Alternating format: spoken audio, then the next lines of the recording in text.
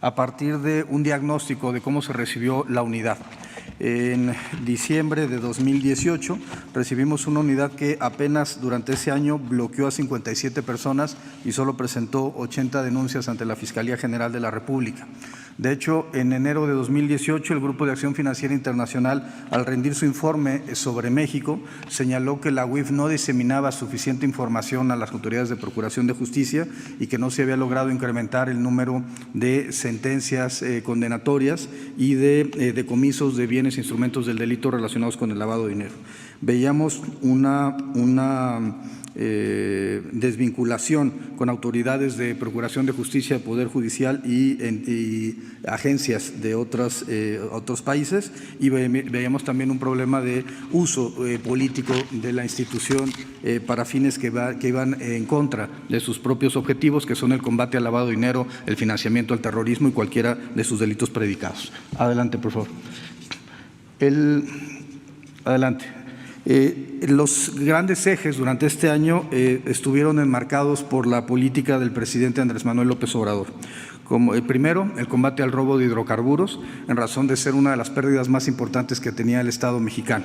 En noviembre de 2018 se perdían 80,000 barriles diarios, que con un monto de aproximadamente 66,300 millones de pesos, y la estrategia del señor presidente de la República permitió disminuir estos números a niveles de 4,000 barriles diarios, lo cual es uno de los efectos más importantes para poder salvaguardar el patrimonio de todas las mexicanas y todos los mexicanos.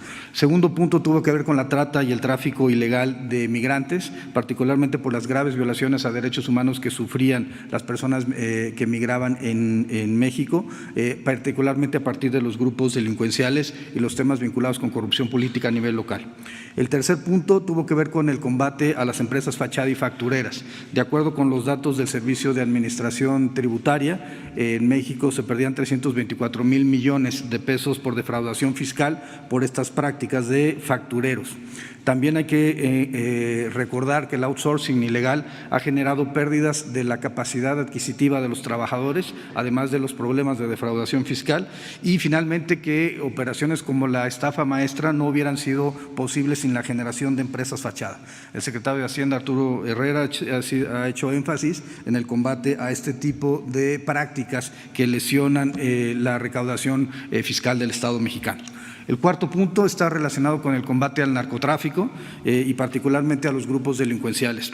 La política del Gobierno de México, del presidente Andrés Manuel López Obrador, ha sido muy clara. No solamente se trata de combatir al sicariato como en otras administraciones, en donde se establecían objetivos, 122 objetivos, y de ahí se abatían o se detenían a 116 de ellos. A pesar de que cuantitativamente esa estrategia había logrado un objetivo, no logró disminuir la violencia, ni logró disminuir el tráfico de drogas, ni ninguno de los efectos negativos relativos con el narcotráfico. La política del presidente Andrés Manuel López Obrador, que ha sido instrumentada en 10 puntos que se presentaron ante el Consejo Nacional de Seguridad Pública, involucra a la Unidad de Inteligencia Financiera, por lo menos en el tema del combate a la corrupción, en razón de que los grupos delincuenciales no surgen por generación espontánea, sino se producen en contextos de corrupción política, particularmente regional y local. Segundo, el combate a la corrupción dentro del Poder Judicial y dentro de los ministerios públicos, como el propio presidente de la Suprema Corte de Justicia lo ha planteado. Es relevante combatir a la corrupción que en el Poder Judicial, en los poderes judiciales, en los ministerios públicos, que generan mecanismos de protección a los grupos delincuenciales. Y finalmente, lo más relevante es el combate a las estructuras financieras de los grupos delincuenciales, además de atender evidentemente las causas de la delincuencia organizada, particularmente disminuir el grupo de apoyo social que puedan tener esos grupos delincuenciales. En el tema específico del combate a las estructuras financieras, el objetivo de la Unidad de Inteligencia Financiera ha sido detectar los flujos ilícitos de capitales y con ello generar acuerdos de bloqueo en contra de los principales cárteles que operan en el país. Y finalmente, el último punto está enmarcado en la política del presidente de la República de tener una política de cero tolerancia a la corrupción y cero tolerancia a la impunidad. El combate a la corrupción política que ha generado una gran cantidad de males para la sociedad mexicana. Adelante, por favor. Adelante. En datos estadísticos, El techo histórico de las denuncias de la Unidad de Inteligencia Financiera ante la Fiscalía General de la República era en 113. En lo que va de 2019 hemos ya presentado 160 denuncias relacionadas con los 5 ejes temáticos antes mencionados. Adelante, por favor. Además, en algo que no se hacía con anterioridad, se han dado vistas tanto a autoridades ministeriales como a autoridades administrativas, particularmente a la Secretaría de la Función Pública, a la Secretaría de la Defensa Nacional, al Consejo de la Judicatura Federal y además de fiscalías en el ámbito local, respecto a 360 personas, incluyendo 63 servidores públicos por causales de responsabilidad administrativa o de responsabilidad penal independientes al tema del lavado de dinero. Aquí encontramos casos desde enriquecimiento ilícito, peculado electoral, temas vinculados con ejercicios indebidos del servicio público, entre otros, defraudación fiscal, entre otros. Adelante, por favor. Los sujetos bloqueados, 1.371 sujetos en lo que va del año, contra 57 del año 2018. Adelante, por favor. Cuentas bloqueadas, un total de 12.074 cuentas bloqueadas de forma directa o indirecta, es decir, con personas a las que se les ha relacionado con alguna actividad presuntamente ilícita o personas que tengan relaciones financieras de manera directa con estos sujetos investigados, contra 800 durante el año 2018. Adelante. Esto ha generado que durante el año de enero a diciembre de 2019 tengamos 5.023 millones de pesos bloqueados y 52 millones de dólares bloqueados de recursos que antes eran utilizados por los grupos delincuenciales, tanto de cuello blanco, de corrupción política como de delincuencia organizada. Adelante. Por otro lado, se ha generado un esfuerzo importante de trabajo coordinado con el Grupo Egmont, que es la unión de las unidades de inteligencia financiera a nivel global, generando 87 peticiones enviadas y 157 solicitudes de información recibidas para la generación de casos en el ámbito supranacional, incluyendo, por supuesto, los temas de corrupción política, en donde se ha solicitado información a varios países como Andorra, España, Estados Unidos, Panamá, entre otros espacios, Suiza, Brasil, entre otros espacios donde hemos encontrado transacciones financieras de carácter internacional vinculados con temas de corrupción política o de grupos delincuenciales en México. Adelante, por favor. Durante el año 2019 también aumentó el número de juicios de amparo, 930 expedientes con corte al 15 de diciembre de 2019. Esto se debe particularmente a una jurisprudencia que fue impulsada por el exministro de la Suprema Corte, Eduardo Medina Mora, para efecto de evitar que hubiera el congelamiento de cuentas por parte de la Unidad de Inteligencia Financiera. Esta jurisprudencia va en contra de los parámetros internacionales, va en contra de las convenciones, de los tratados internacionales que ha celebrado el Estado mexicano, particularmente Palermo, Viena y la Convención de Mérida en contra de la corrupción, en razón de que lo que buscan las notas interpretativas y las recomendaciones del Grupo de Acción Financiera Internacional emanados de estos tratados internacionales es precisamente mejorar la calidad de los mecanismos de medidas precautorias para poder detener que el flujo de recursos ilícitos no sigan apoyando a los grupos delincuenciales, tanto de cuello blanco y corrupción política, como temas vinculados con los grupos delictivos. Por otro lado, adelante, por favor. Por otro lado, tenemos el mayor número de reportes de petición que ha hecho la Fiscalía General de la República en la historia, contra 313 casos de 2018. En 2019 hemos dado 631 reportes de notas de inteligencia a la Fiscalía General de la República para la generación de carpetas de investigación que puedan ser llevadas ante los órganos jurisdiccionales. Adelante.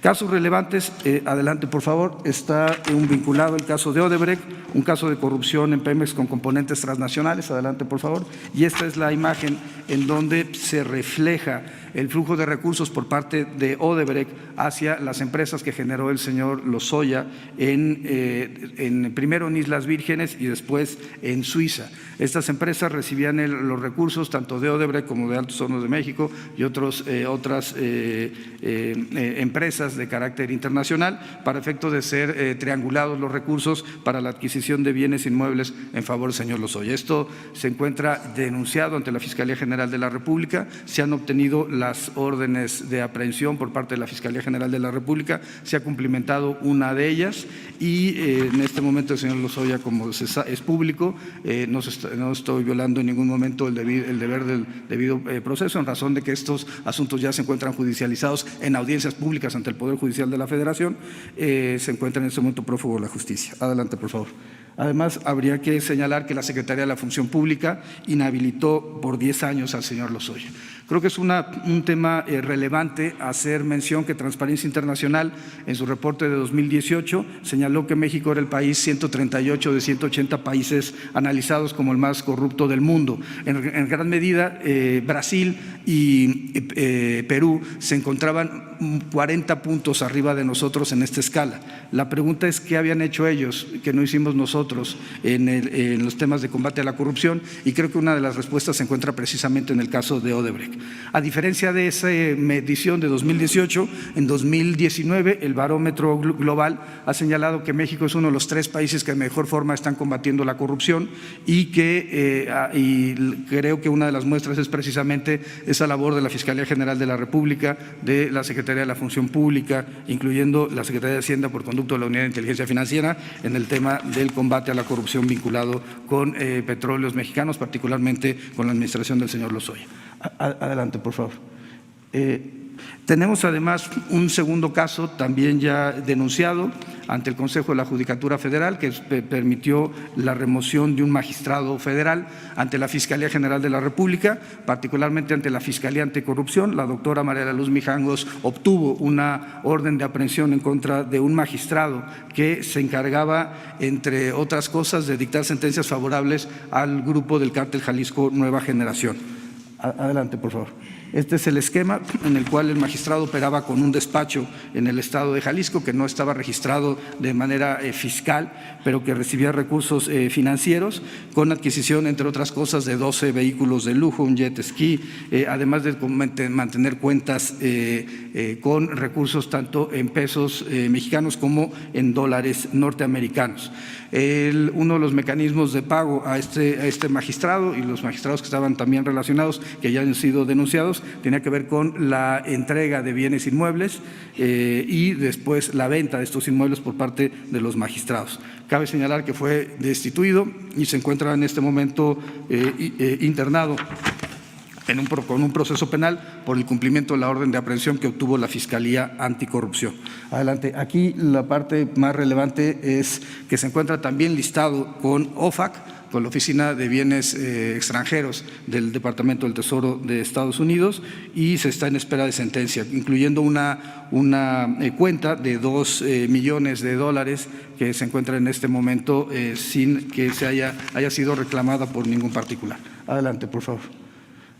Este es un tercer caso trabajado por la Procuraduría General de Justicia de la Ciudad de México y la Guardia Nacional. Adelante, por favor. Es un caso de trata de personas en la modalidad de explotación sexual. Se trataba de un grupo de jóvenes brasileñas, colombianas, venezolanas, que eran introducidas de forma lícita al país, pero que al llegar al país se les retiraba su pasaporte y se les obligaba a prostituirse tomando fotografías semidesnudas para una página de internet. Los clientes hacían el pago vía efectivo a las propias víctimas, que lo trasladaban al tratante, o también vía empresas fachada, a partir de transferencias que se hacían por otros conceptos a las empresas fachada, que terminaban pagando sueldos y salarios al tratante y a las personas encargadas de la seguridad de las víctimas. Este caso había 3 órdenes de aprehensión. Se logró cumplimentar esas órdenes de aprehensión con trabajo conjunto entre la Procuraduría de la Ciudad de México o Fiscalía con la Guardia Nacional y, por supuesto, la Unidad de Inteligencia Financiera. hay un cálculo de que unas 2,000 mujeres fueron tratadas durante los años 2001 a 2017 por parte de este grupo delictivo.